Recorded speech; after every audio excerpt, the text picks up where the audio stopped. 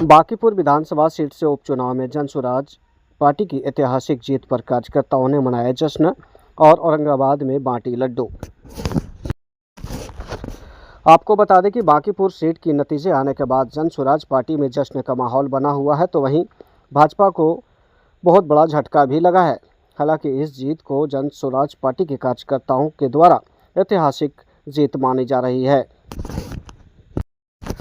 तो वहीं ऐतिहासिक जीत एवं एनडीए गठबंधन समर्थित भाजपा प्रत्याशी नीरज कुमार सिन्हा की हुई करारी हार के बाद 5 अगस्त को जिला मुख्यालय औरंगाबाद स्थित अपने जिला कार्यालय में जनसुराज पार्टी के सभी जिला स्तरीय पदाधिकारियों ने मिलकर प्रेस कॉन्फ्रेंस का आयोजन किया,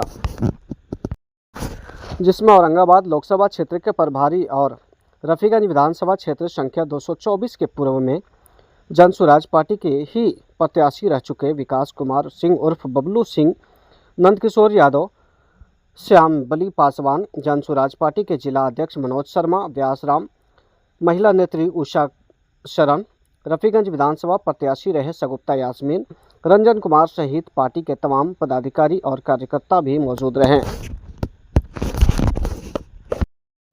हालांकि इस प्रेस कॉन्फ्रेंस के दौरान रफीगंज विधानसभा क्षेत्र संख्या 224 के पूर्व में जनसुराज पार्टी के प्रत्याशी रह चुके विकास कुमार सिंह उर्फ बबलू सिंह ने पत्रकारों के द्वारा पूछे गए सवालों का जवाब देते हुए कहा कि 18 मार्च 1974 को पटना की धरती बांकीपुर से ही बदलाव की चिंगारी निकली थी। आज 50 साल बाद फिर उसी बांकीपुर की धरती से जनता ने बिहार में बदलाव का बिगुल फूंक चुका है। इतना ही नहीं, उन्होंने कहा कि इस बार के संपन्न हुए उपचुनाव में बांकीपुर की जनता ने भ्रष्टाचार, बेरोजगारी एवं पुरानी राजनीति के खिलाफ वोट दिया है। इसलिए आज मैं अपने सभी कार्यकर्ता भाइयों बहनों को धन्यवाद करता हूँ कि इस बार बांकीपुर विधानसभा क्षेत्र में संपन्न हुए उपचुनाव के दौरान आप लोगों ने घर घर जाकर वोट में रात भर जागकर जो मेहनत की है, उसी का परिणाम मुझे मिला है कि आज ये प्रचंड जीत हुई है। और मैं बांकीपुर विधानसभा क्षेत्र की देवतुल्य जनता को भी कोटि कोटि नमन करता हूं,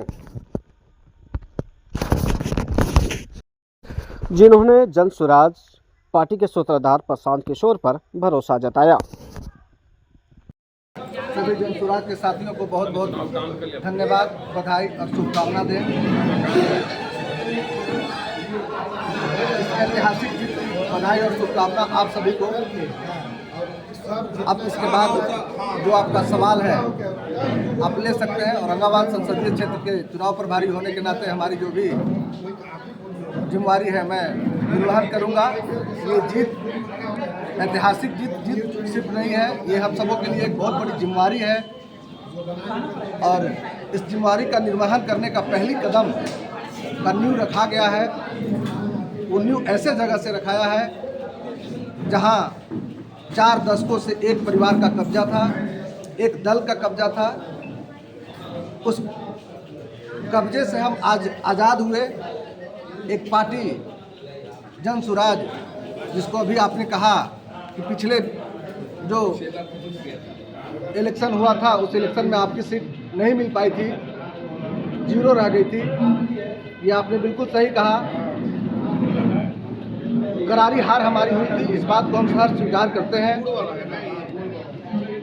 उस समय प्रशांत जी की बात, जनसुराज की बात प्रदेशवासियों को समझ नहीं आई,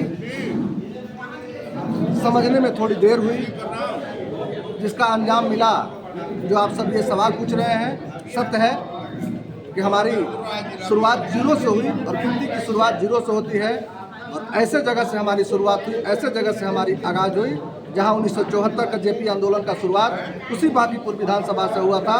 और उस जेपी आंदोलन का शुरुआत का नतीजा क्या हुआ वो पूरे बिहार देखा और उसका आगाज़, उसकी बिगुल हम पुनः 52 साल बाद हमारे नेता माननीय प्रशांत किशोर जी ने आगाज़ कर दिया है और इसका बदलाव आने वाले समय में दिखेगा। प्रशांत किशोर की जीत हुई है, इसमें आप क्या मानते हैं? बिहार नीतीश जी को छोड़ देना, फिर सम्राट चौधरी को मुख्यमंत्री होना, ये सारे पहलू कहीं न कहीं प्रशांत किशोर की ओर जनता को झुकाव देखा जा रहा था। सम्राट जी अगर नहीं होते तो प्रशांत किशोर नहीं जीतते, नीतीश बाबू रहते तो प्रशांत किशोर नहीं जीतते, और इस सारी समस्या जो था तो स्वयं बाय स्वयं इनके समय बदलते चला गया। इसमें आप क्या मानते हैं? इसको आप ऐसे समझिए, अन्याय के खिलाफ न्याय की जीत हुई है, और वो जीत अहंकार रूपी जो उनके अंदर एक भावना जगी थी भाजपाइयों के अंदर। आप देखेंगे लगातार हमारे नेता बाकी के विधानसभा में बाई इलेक्शन में जब घूम रहे थे, हम लोग हर कदम उनके साथ थे। लगातार 1 महीना प्रवास हमने किया, हमारे औरंगाबाद के जनसुराज साथियों ने किया। उस दौरान उन्होंने नाली गली की बात नहीं कही, उन्होंने सिर्फ और सिर्फ 4 पंक्ति उन्होंने कही, 4 बातें उन्होंने बांकीपुर विधानसभा वासियों से कही। पहली चीज, आप बांकीपुर का बदलाव चाहते हैं तो इस मुद्दे पर चाहते हैं कि क्या आपको सम्राट चौधरी जैसे अपराधी मुख्यमंत्री कबूल है, हाँ या ना? जनता ने एक स्वर में जवाब दिया, नहीं। क्या आपको इस सनातन धर्म, जिस धर्म की बात करती है भाजपा, आप देखे होंगे एक वीडियो क्लिप जारी हुआ था, बहुत ट्रेंडिंग में आया था। नितिन नवीन जैसे लोग, जिनको मोदी जी का बॉस कहा जाता है, वो लोग रथ के ऊपर सवार होकर हनुमान जी के आगे अपना भाजपा को झंडा दे करके और हनुमान जी को आगे बढ़ा करके अपने सिंहासन पर बैठे हुए थे। ये पूरी तरह हमारा जो धर्मनिरपेक्ष पार्टी बोलती है, सनातन की बात करने वाली पार्टी बोलती है, वो हनुमान जी से डांस करवाती है और अपने सिंहासन पर बैठे हुए रहती है। ये घमंड तोड़ने की चुनाव थी। ये चुनाव थी 243 विधायक जो बन बैठे अपने केबिन से ही निर्णय पारित करते हैं, संविधान बनाने की बात कहते हैं।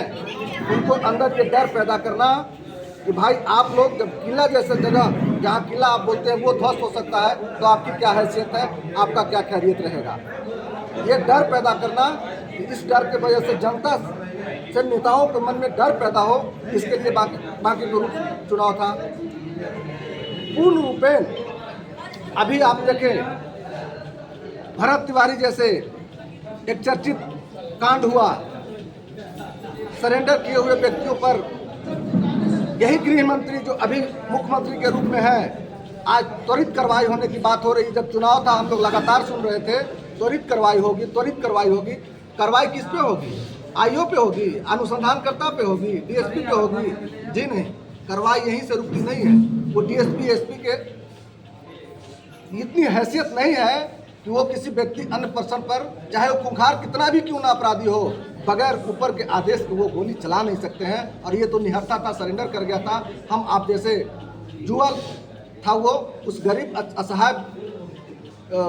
असहाय बेचारों के लिए लड़ाई लड़ रहा था। उसका कहीं कोई क्रिमिनल रिकॉर्ड नहीं था, कोई क्रिमिनल। सम्राट चौधरी गोली चला दिया क्या? बिल्कुल, आप गृह मंत्री हैं साहब, बगैर आपके कैबिनेट के आदेश के, बगैर आपके आदेश के कैसे कोई गोली चला सकता है? इस पे विचार होनी चाहिए। इस पे विचार नहीं होना चाहिए कि दरोगा को सस्पेंड कर दो, इसने गोली मारी। हल यही नहीं होता है। आपका कहना तो यही कि मेरा ये कहना है कि बगैर गृह मंत्रालय के अधीनस्थ हुए ये गोली चल ही नहीं सकती है। और गृह मंत्रालय आज के डेट में मुख्यमंत्री के पास है। इस बात को आप हम सब लोग, सारे लोग समझते हैं। मुख्यमंत्री के आदेश पर गोली मारा गया। बिल्कुल, गृह मंत्रालय के जब तक आदेश नहीं पारित हुआ होगा गोली नहीं चल सकता है। ये बात मैं दावे के साथ आपके ऑन रिकॉर्ड कैमरे पर कह रहा हूँ। नीतीश बाबू इसके को संग हट जांच जाना, होनी प्रशांत किशोर की जीत मान ले। लेकिन नीतीश बाबू को हट जाना, प्रशांत किशोर की जीत मान ले। इसको ऐसे नहीं मानना। नीतीश बाबू ठीक है, बीच के दिनों में कुछ उनका भी कार्यकाल 2005 से 2010 का जो कार्यकाल रहा था, स्वर्णिम कार्यकाल रहा था, उसका सराहना भी हमारे नेता हम सब जो सुराजी करते हैं। तो 5 साल जो था 2005 से 10 का जो कार्यकाल था वो स्वर्णिम कार्यकाल था। उस कार्यकाल में उनके द्वारा जो बिहार में प्रगति हुई वो दिखती है। लेकिन उसके बाद का जो इनका दल बदलना हुआ, और दल बदलने के बाद जिसके साथ साठगांठ में सरकार बनाए महागठबंधन के साथ मिलकर, तब से विकास की गति पूरी तरह बाधित हो गई, गति रुक गई और वो मानसिक रूप से थोड़े विक्षिप्त हो गए। लेकिन उनके कार्यकाल में ऐसे बर्बरता नहीं थी। आज बांकीपुर उपचुनाव ये दर्शा रहा था कि बांकीपुर उपचुनाव में भाजपा चुनाव नहीं लड़ रही थी, वहाँ चुनाव पूरी तरह प्रशासन लड़ रही थी। हम सारे लोग हर बूथ पर अगर आप देखेंगे तो पोलिंग एजेंट कम बोल रहा था, प्रशासन के लोग ज़्यादा बोल रहे थे। हमारे नेता प्रशांत जी ने चुनाव से काउंटिंग से एक दिन पहले इलेक्शन कमीशन के यहाँ जाकर रिपोर्टिंग दर्ज करवाई। पटना के एसएसपी के ऊपर इन्होंने जो तल्ख टिप्पणी की रिटेन साक्ष्य के साथ, जिस तरीके से वो चुनाव लड़ने में अपनी अहम भूमिका वहाँ के एसएसपी ने दिखाया, वो साक्ष्य बहुत सारा साक्ष्य के साथ इलेक्शन कमीशन के यहाँ रिपोर्ट सौंपा गया। सर, इस सारी चीज में मान लिया, हम दो ही चीज जानना चाहते हैं, नीतीश जी का उसमें क्या मानते हैं, ये जीत जो है स्वराज का, आपका जन स्वराज का जीत है या कई फैक्टर है जिसके चलते उनकी जीत है, इसमें क्या कहते हैं? मैं औरंगाबाद जिला प्रवक्ता के रूप में शर्मिला कुमारी, मैं कहना चाहती हूँ कि बांकीपुर में सिर्फ प्रशांत स्वराज पार्टी के सूत्रधार प्रशांत किशोर की विजयी दिलाई है, इसके बारे में आप क्या संदेश देंगे? मैं आपके माध्यम से, आपके चैनल के माध्यम से बांकीपुर के तमाम जनता को आभार व्यक्त करता हूं, धन्यवाद देता हूं वहाँ की जनता को। बांकीपुर के विचारधारा को उन्होंने जिंदा रखा और अपनी जो विचारधारा था उसको पूरे बिहार में, पूरे देश में ले जाने का मौका बांकीपुर के जनता ने दिया। प्रशांत किशोर जी ने बड़ी वादे किए हैं इस बांकीपुर की जनता से, क्या वो इस वादे को जमीनी धरातल तक कर दिखाएंगे? निश्चित। प्रशांत किशोर अभी तक जो उन्होंने कहा है वो निश्चित करके दिखाएंगे। विधायक के रूप में जो भी फंड आता है, चिल्ला करके प्रशांत किशोर जी ने कहा है कि उसमें कोई भ्रष्टाचार नहीं होगा, उसमें जो फंड होगा उसमें कोई दलाली नहीं खाएगा और जो सरकार की योजनाएं हैं वो धरातल पर उतरेगा, इसमें कहीं कोई कमीशन खोरी नहीं होगी।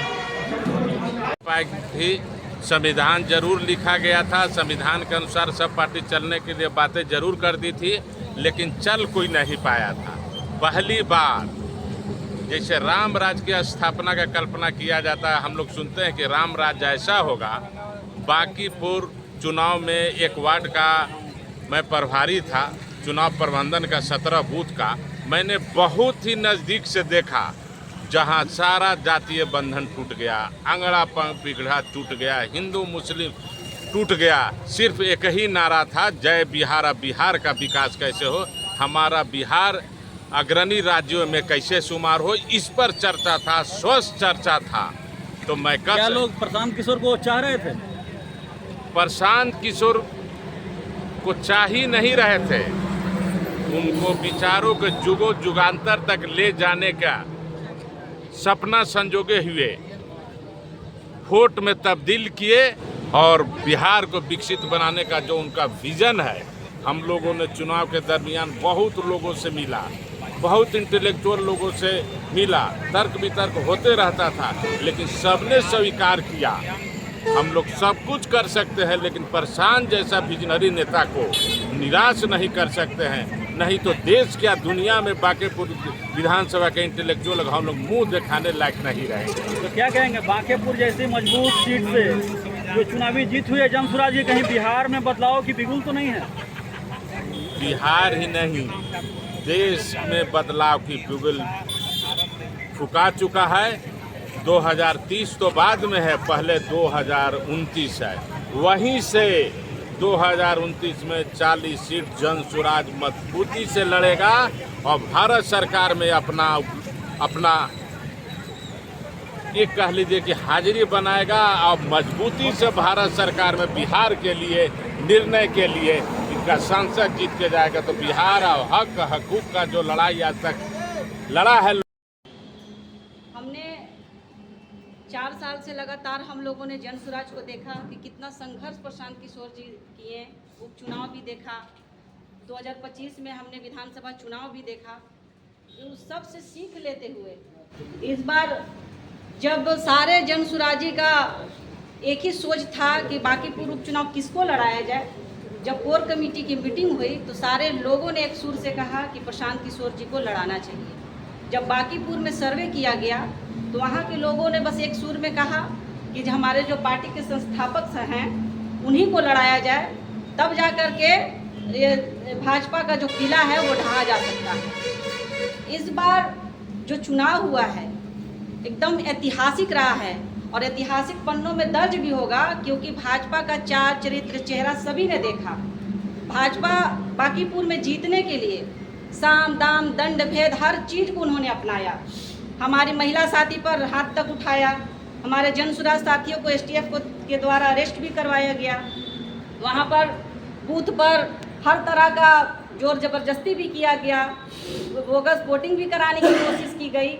लेकिन इसके बावजूद बांकीपुर की जनता ने बस एक सुर में कहा, लोगों का बस एक ही बात थी वहाँ पर कि हम लोगों को बदलाव करना है। और बांकीपुर की जनता इतनी प्रबुद्ध और पढ़ी लिखी है, इतनी समझदार कि मैंने आज तक, अभी मैं 20 से भी काम कर रही हूँ, लोगों के क्षेत्र में मैं जाती हूँ, लोगों से बात करती हूँ।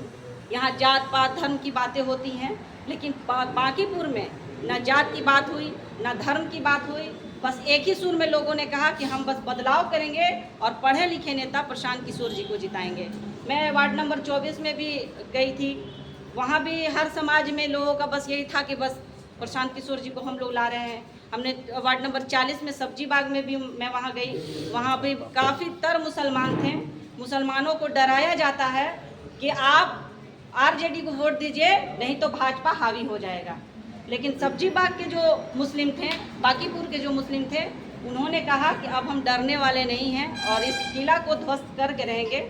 हम लोग जनसुराज के जितने भी साथियों ने, हमारे औरंगाबाद से मैडम थी, मनोज जी थे, नंदकिशोर यादव जी थे, बबलू भाई थे, और भी सारे साथी वहाँ गए, वहाँ इतनी मेहनत किए और ये मेहनत का ही नतीजा है कि हम लोग बांकीपुर चुनाव जीते और प्रचंड बहुमत से जीते। ये दिखाता है कि 30 साल बनाम 30 दिन में हमने वो अहंकार को तोड़ा है। जहाँ भाजपा कहती थी कि हम कुत्ते बिल्ली को भी लड़ा देंगे, वहाँ पर टिकट दे देंगे तो वो भी जीत जाएंगे। तो इसी तरह से मैं चाहती हूँ कि आप जितने भी जनसुराज साथी हमारे यहाँ आए हुए हैं, इसी तरह से एकजुट होकर के पूरे मजबूती के साथ अपने अपने क्षेत्र में लगें, संगठन को मजबूत करें, ताकि आने वाले समय में हर एक आदमी के जुबान पर हो तो सिर्फ जनसुराज हो, और जनसुराज सिर्फ सत्ता के लिए नहीं, व्यवस्था परिवर्तन के लिए हो। बहुत बहुत शुक्रिया, धन्यवाद।